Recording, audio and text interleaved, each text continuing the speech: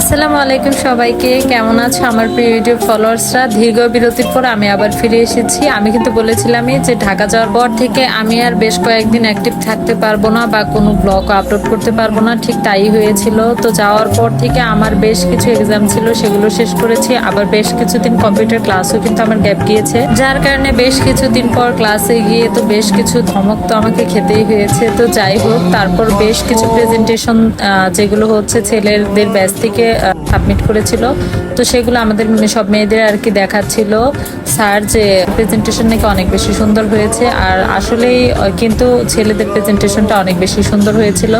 তো সেখানে ক্লাস শেষ করে আমি আর আমার রুমমেট মিলে চলে গিয়েছিলাম একটা সাংস্কৃতিক প্রোগ্রাম দেখার জন্য। আর যেহেতু বিজিবি এরিয়ার ভিতরে হচ্ছে বেশ কয়েক বছর পর একটা বেশ বড়সড় সাংস্কৃতিক অনুষ্ঠান হবে, তো যার কারণে আমি আর আমার রুমমেট মিলে চলে গিয়েছিলাম একটু দেখার জন্য।